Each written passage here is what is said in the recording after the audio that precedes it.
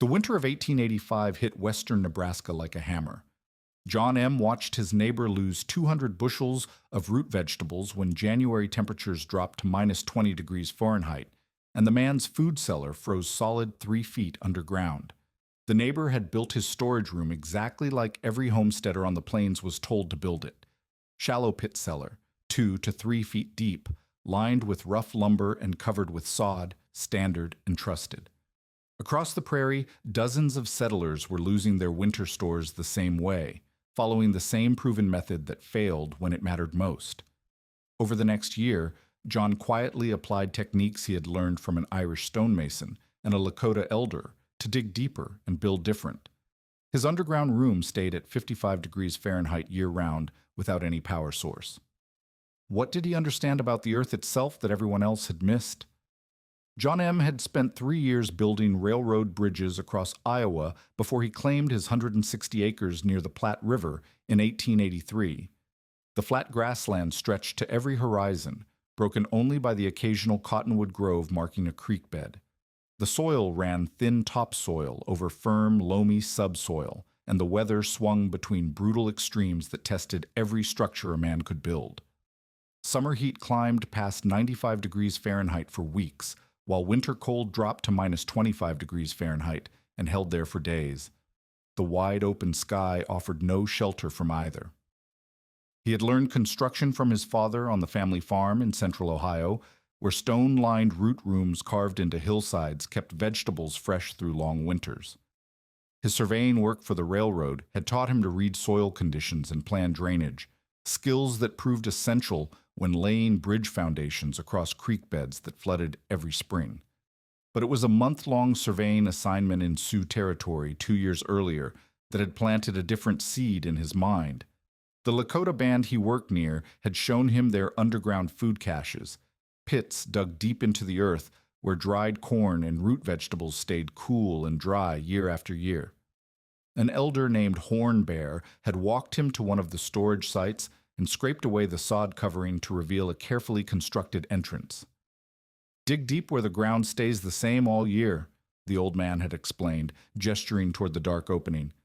"Up here," he pointed to the surface, "hot and cold come and go. Down there, always the same." The cache dropped 8 feet into the earth, lined with flat stones and fitted with a double-door system that kept the interior climate steady. That knowledge sat quietly in John's mind through his first year on the Nebraska homestead, when he followed conventional wisdom and dug his initial cellar just 3 feet deep. The agricultural pamphlets distributed at the county supply store all recommended the shallow approach. Dig below the frost line, line with rough lumber, cover with sod, and save the back-breaking labor of deeper excavation. Most settlers in the township had built their storage rooms this way, and the local clerks nodded approvingly when farmers described their standard 3-foot pits. But John's shallow cellar had problems from the start. Spring thaw brought seepage through the lumber walls, and by April his stored carrots showed soft spots and early sprouting.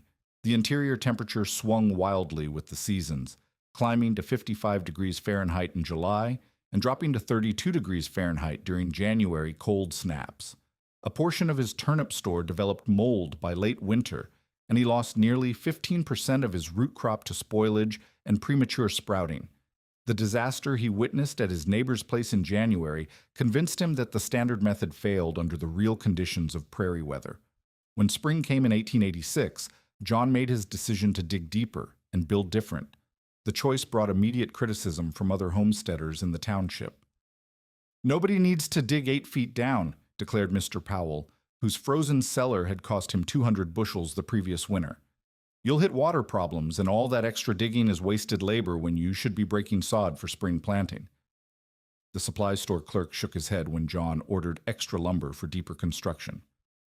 "Follow the usual 3-foot plan like everybody else," the man advised.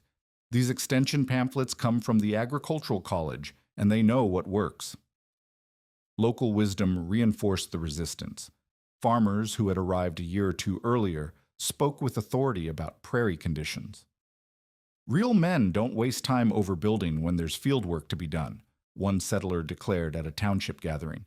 "Dig your standard cellar, plant your crops, and quit fussing with fancy ideas." The prevailing attitude treated John's deeper excavation plan as unnecessary complexity that showed poor judgment about frontier priorities. But John had seen enough cellar failures to trust his own analysis over popular opinion. In early May, he began digging his experimental storage room. The work went slowly through the thin topsoil, then became easier in the underlying loam layer. At 4 feet down, he reached soil that felt noticeably cooler even on warm spring days. At 6 feet, the temperature remained steady regardless of surface weather. He continued to 8 feet, where the earth maintained a constant coolness that reminded him of his father's stone-lined root rooms back in Ohio. For the walls, John adapted techniques he remembered from Ohio farm construction. He selected flat limestone pieces from creek beds and dry stacked them 2 feet thick around the excavated chamber, leaving gaps for drainage behind the stone face. The entrance required careful timber framing to support the overhead earth load while providing secure access. He built a simple wooden door at ground level and laid plank steps down to the storage floor. His early system worked better than the shallow standard, but fell short of perfection. The stone walls controlled temperature swings effectively, keeping the interior between 50 and 57 degrees Fahrenheit through the summer of 1886. His stored potatoes and turnips remained firm through fall and winter, with spoilage rates dropping to less than 5%. But problems persisted that revealed gaps in his approach. The butter barrel he stored in the cellar still softened during July heat waves, indicating that heat transfer through the entrance and uninsulated ceiling remained an issue. One stone wall showed moisture seepage during spring thaw, suggesting his drainage system needed refinement. Air circulation proved inadequate for preventing ethylene gas buildup from stored apples, which began sprouting earlier than expected in late winter. John recognized these shortcomings as technical problems to solve rather than reasons to abandon the deeper approach.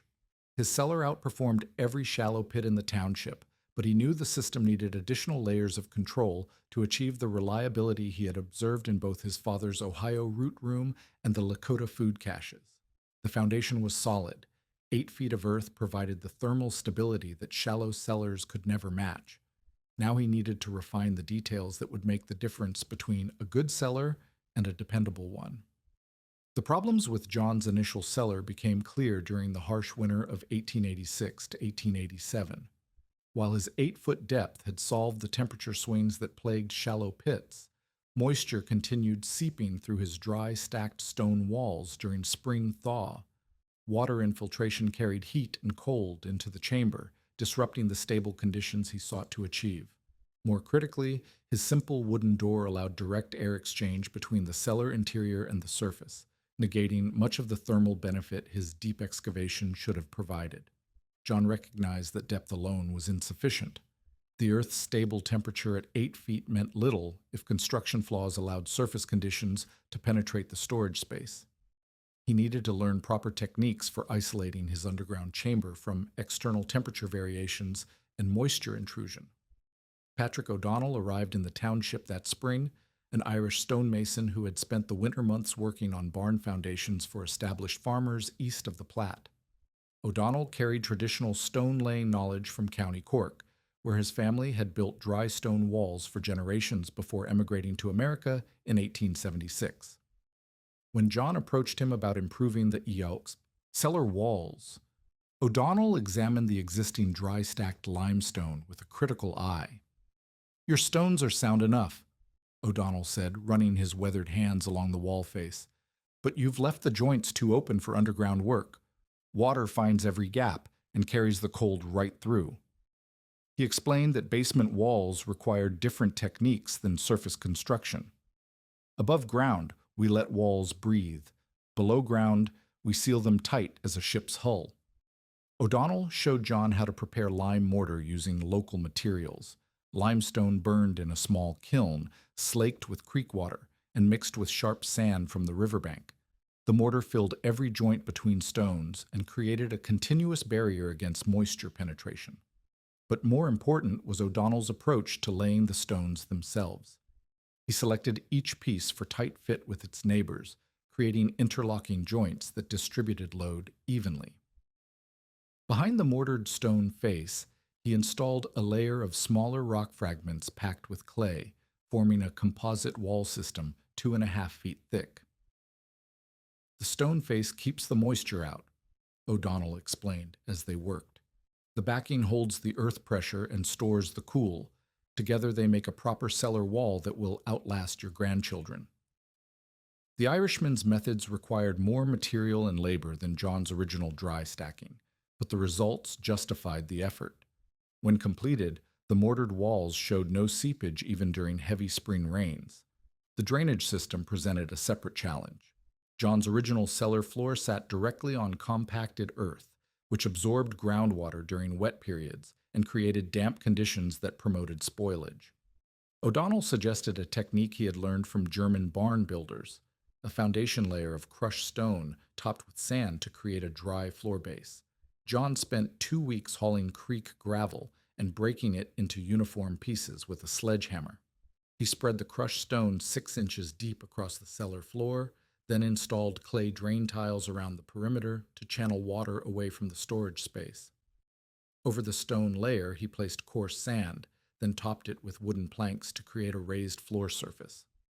The multi-layer system allowed groundwater to drain away while preventing moisture from rising into the storage area. But the most significant improvement came from Hornbear's cache pit design. During John's second visit to discuss the cellar project, the Lakota elder described the double entrance system his people used to maintain steady temperatures in their food storage pits. Cold air falls down, warm air rises up, Hornbear explained, sketching the concept in the dirt with a stick. If you let them mix at the door, inside becomes like outside. John constructed an airlock vestibule using Hornbear's principle. He built a second door 4 feet down from the surface entrance, creating a small chamber between the two openings. When someone entered the cellar, they would open the upper door, step down into the vestibule, close the upper door, then open the lower door to access the storage room. This 2-stage entry prevented direct air exchange between the cellar interior and surface conditions. The vestibule design also incorporated a refinement John developed through his own observation. He noticed that even brief door openings allowed significant temperature change in the storage space. By creating a buffer zone where a person could pause and adjust to the cooler temperature, he minimized the thermal disruption caused by human access. Testing the improved system in late summer of 1887, John stored 50 bushels of potatoes, 30 bushels of turnips, 20 bushels of apples, and 2 barrels of butter. He installed a simple thermometer made from a glass tube and mercury, allowing him to monitor interior temperature precisely. Throughout August, when surface temperatures reached 95 degrees Fahrenheit, the cellar interior held steady at 54 degrees Fahrenheit. During the January cold snap that dropped outside temperatures to minus 22 degrees Fahrenheit, the storage room maintained 52 degrees Fahrenheit. The contrast with neighboring cellars was dramatic. Mr. Powell's replacement shallow pit, built after his previous year's disaster, still experienced temperature swings from 28 degrees Fahrenheit in winter to 72 degrees Fahrenheit in summer. Another neighbor who had dug to 6 feet but used poor drainage and single-door access recorded interior temperatures ranging from 35 to 65 degrees Fahrenheit over the same period. John's butter barrels remained firm and fresh through 9 months of storage, while butter stored in shallower cellars turned rancid or separated by midsummer. His root vegetables showed less than 2% spoilage by spring, compared to 15 to 20% losses in conventional pits. The apples stayed crisp until late spring, with minimal shriveling or soft spots. The success vindicated both the scientific principle and the traditional methods John had combined. Earth temperature at depths of 8 to 10 feet remained constant year-round because soil at that depth was insulated from surface temperature variations by the thermal mass above it. Proper stone and mortar walls prevented moisture intrusion that would carry heat or cold into the chamber. The airlock vestibule eliminated temperature mixing caused by frequent access.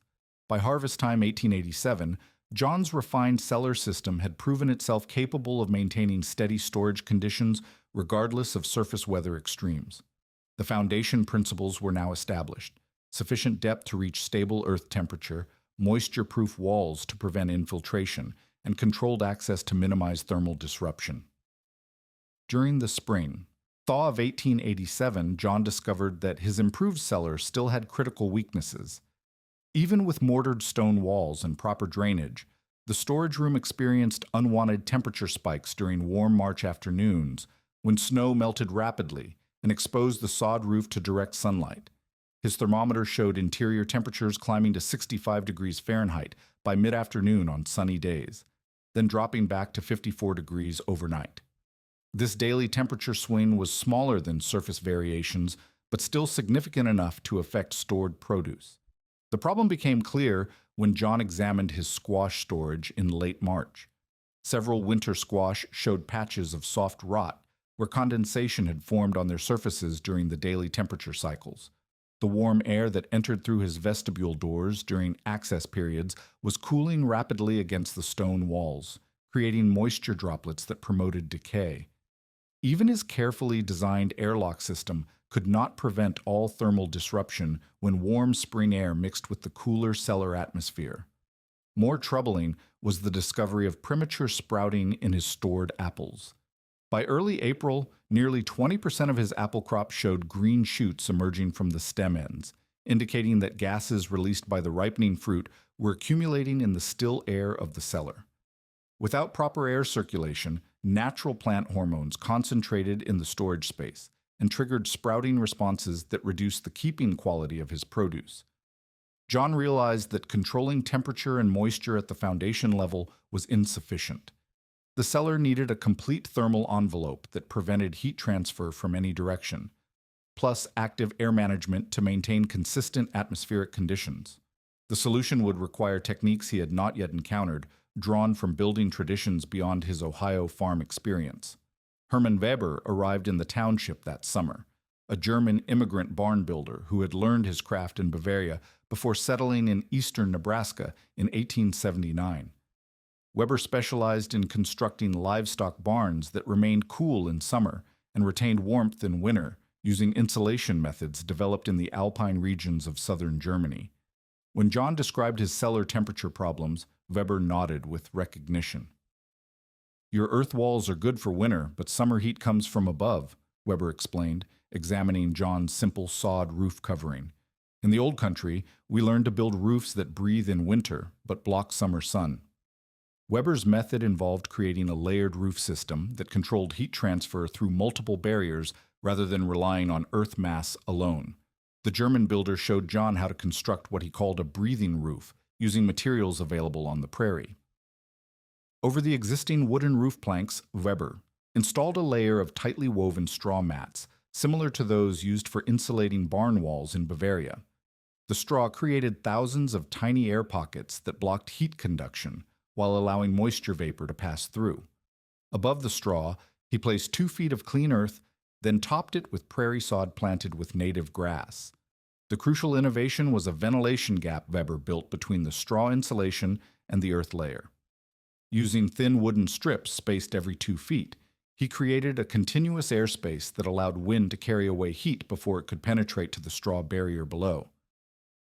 "Hot air moves, cold air sits still," Weber explained. "We give the hot air a path to escape before it finds your food." But roof insulation alone was insufficient for managing air quality inside the storage chamber. Hornbear provided the missing element during another consultation visit in late summer. The Lakota elder examined John's cellar and immediately identified the stagnant air problem. "Food makes bad air when it sits too long," Hornbear said, gesturing toward the apple storage area. "We put holes in our pits to let the bad air rise up and good air come down." Hornbear sketched his ventilation system in the sand beside the cellar entrance. Traditional cache pits used 2 shafts, a low intake pipe that drew cool outside air into the bottom of the storage chamber, and a high exhaust pipe that allowed warm, stale air to rise and escape at the surface. The temperature difference between the cool interior and warmer exterior created natural air movement without mechanical devices. John adapted this principle using 4-inch clay drainage tiles left over from his floor construction. He installed the intake shaft at the lowest point of his cellar floor, running the tile through the stone wall and up to ground level, where it opened behind a small shelter that protected it from rain and snow. The exhaust shaft began near the roof of the storage chamber and extended up through Weber's insulated roof system to emerge at the surface. The passive ventilation system created a gentle but continuous air movement through the cellar.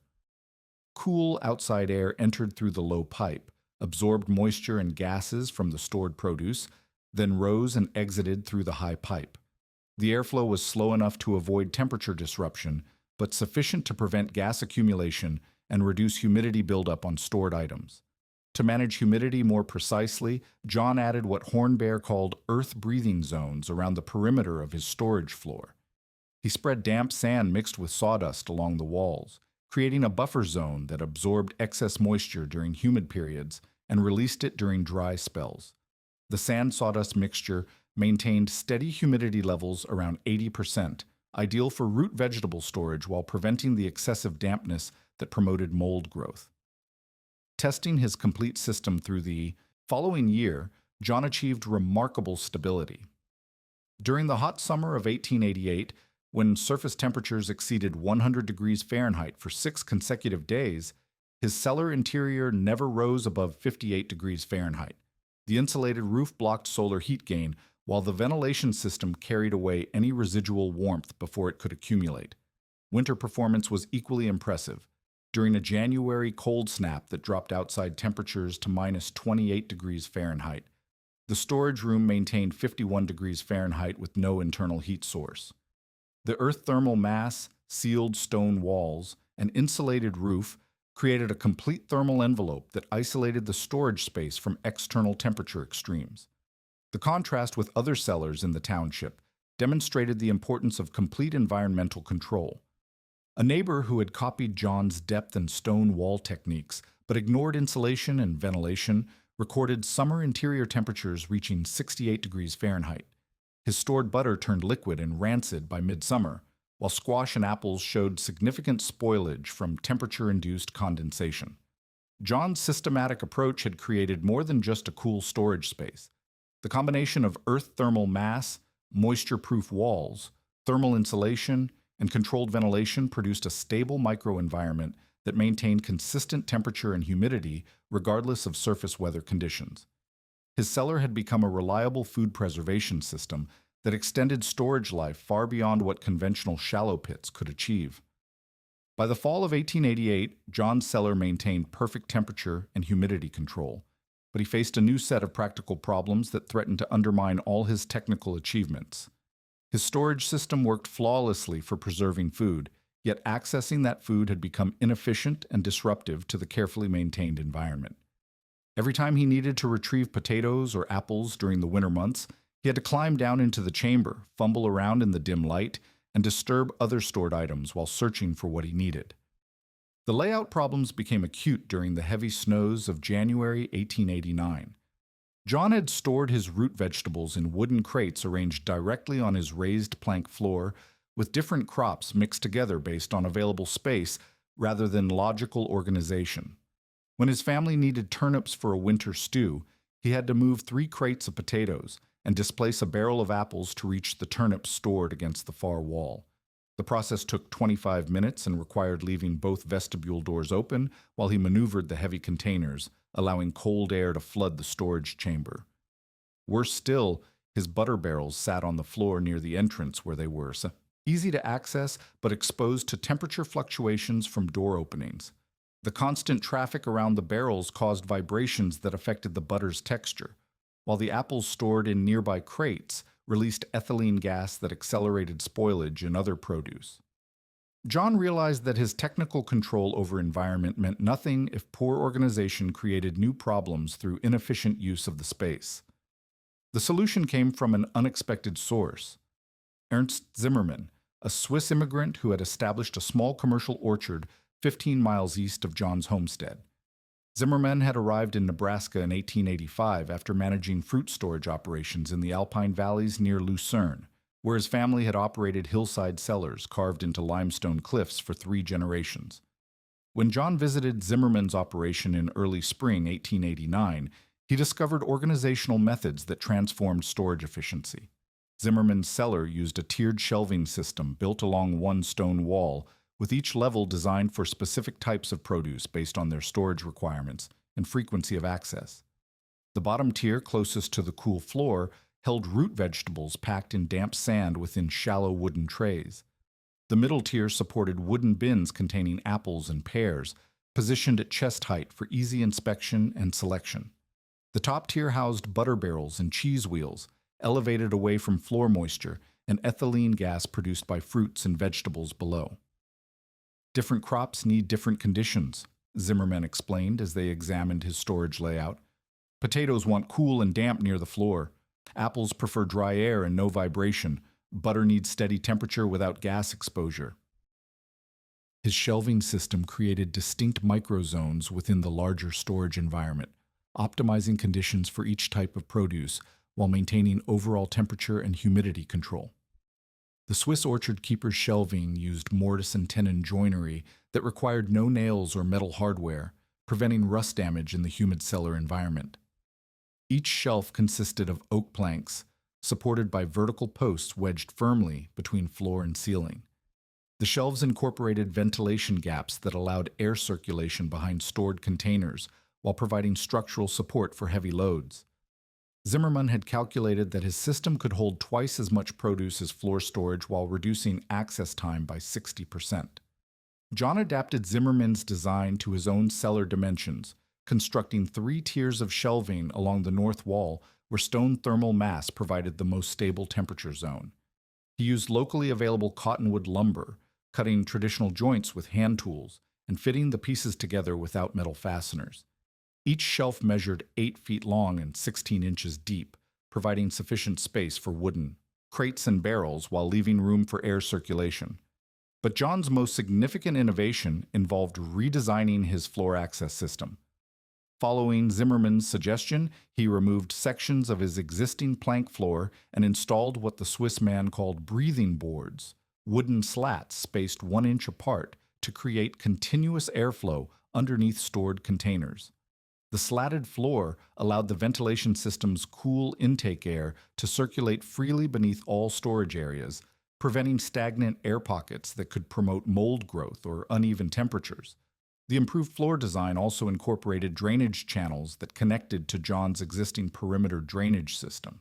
If any stored produce leaked juices or if condensation formed under containers, the liquid could drain away through the floor slats rather than pooling and creating spoilage problems. The system maintained the benefits of raised storage while enhancing both airflow and moisture management.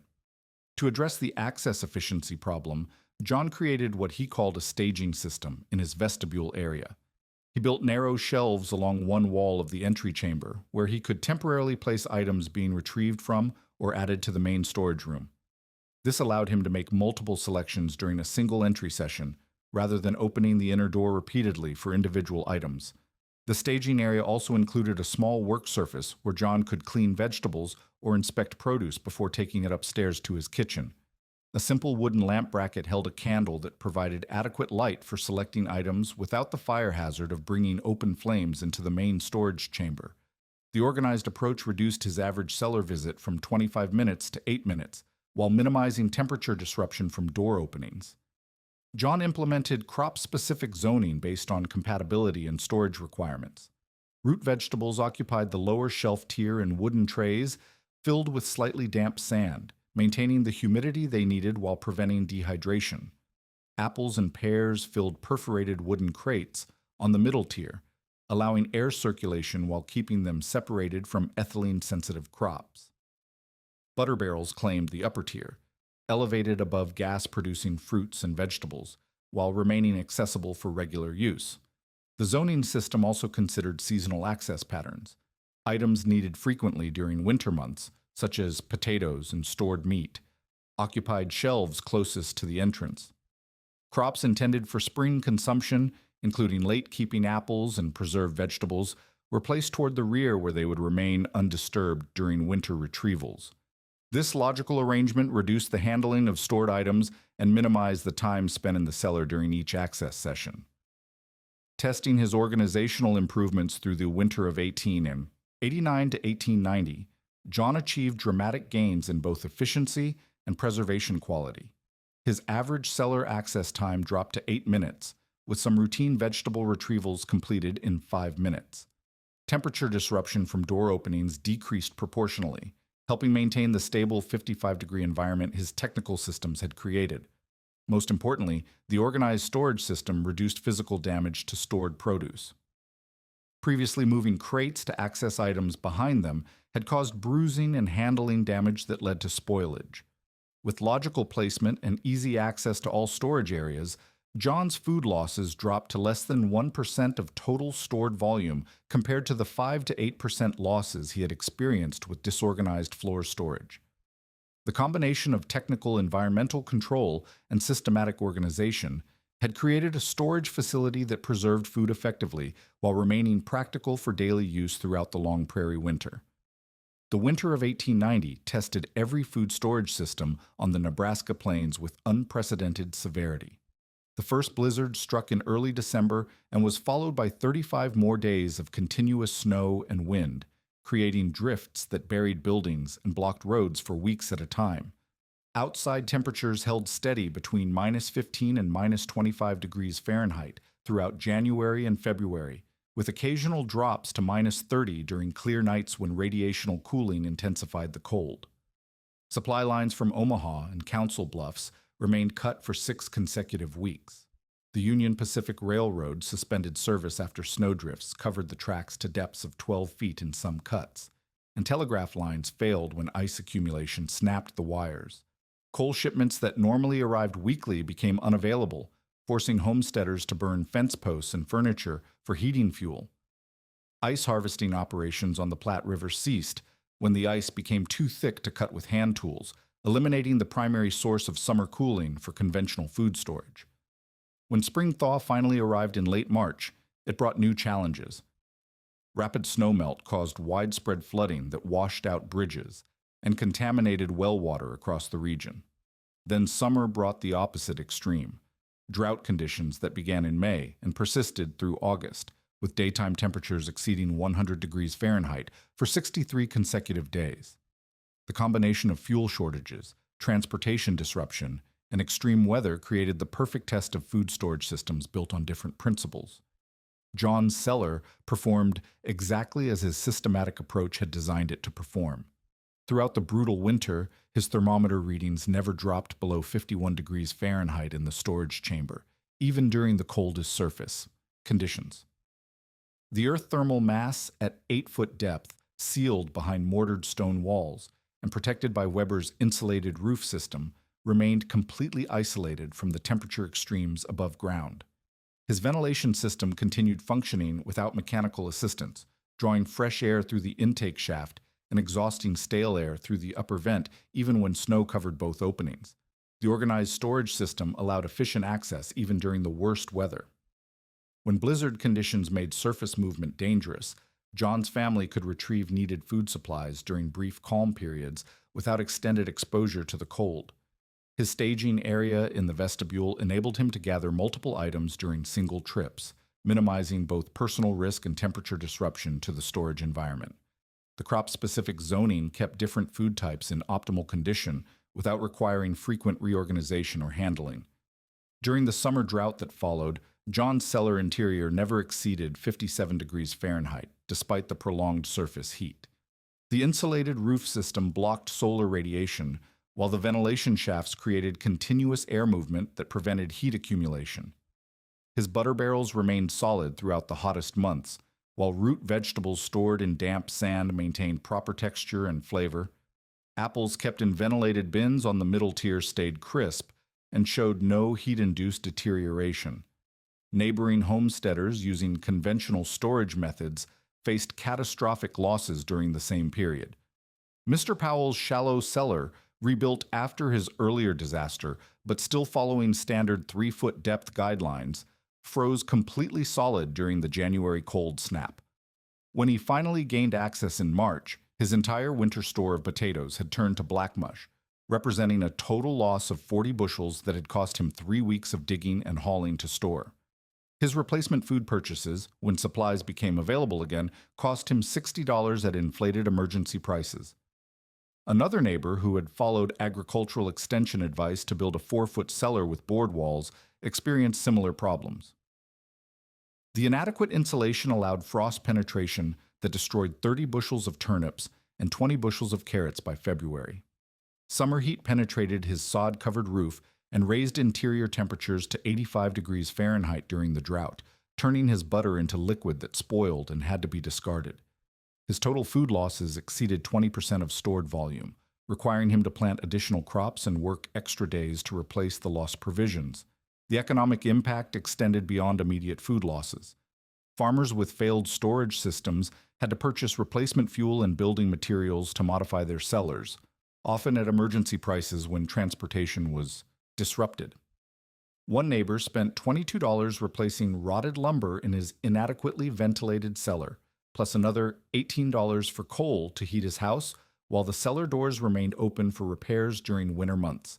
The combined costs of spoiled food, replacement materials, and extra fuel averaged $60 to $80 per household among families using conventional storage methods. John's systematic approach avoided these cascade failures entirely. His initial investment in deeper excavation, stone walls, insulated roofing, and organized shelving had required approximately 15 additional workdays and $12 in materials beyond standard cellar construction. But the system's performance during the extreme weather eliminated replacement costs, spoilage losses, and emergency purchases that plagued his neighbors. His total food preservation success rate exceeded 98%, with losses limited to minor bruising and natural aging rather than systematic failure. Word of John's results spread quietly through the township during spring visits when neighbors examined each other's winter damage. Agricultural agent Thomas Harvey arrived in April to assess crop losses and storage failures for his annual report to the county extension office. When he measured temperatures in various cellars and documented spoilage rates, John's facility stood out as the only storage system that had maintained consistent performance throughout the crisis. Harvey spent 2 days examining John's construction methods and recording detailed measurements of the temperature control, ventilation design, and storage organization. His official report recommended 8-foot minimum depth for prairie cellars, mortared stone walls for moisture control, insulated roof systems for thermal protection, and systematic ventilation for air quality management. The report became part of the standard guidance distributed to new settlers in subsequent years. By fall 1891, 3 neighboring farms had begun construction of deep cellars modeled on John's design. Patrick O'Donnell found steady work helping homesteaders improve their stone wall construction, while Herman Weber adapted his insulation techniques for multiple cellar projects. The demand for properly designed storage systems grew as farmers recognized that initial construction costs were minor compared to the losses that resulted from inadequate facilities. The transformation represented more than individual adoption of better techniques. John's systematic approach had demonstrated that traditional knowledge from multiple sources could be combined with careful observation to create solutions superior to standard practices. His integration of Irish stone masonry, German insulation methods, Lakota ventilation principles, and Swiss organization techniques had produced a storage system that remained functional when conventional approaches failed completely. Within a decade, the 8-foot earth-buffered cellar with mortared walls, insulated roof, controlled ventilation, and organized storage had become the recognized standard for reliable food preservation on the Nebraska plains. Agricultural bulletins published after 1900 routinely recommended these specifications as proven methods for maintaining steady temperatures without mechanical refrigeration. The principles John established continued influencing food storage design well into the 20th century, when electric refrigeration gradually replaced earth-buffered cellars for most household use.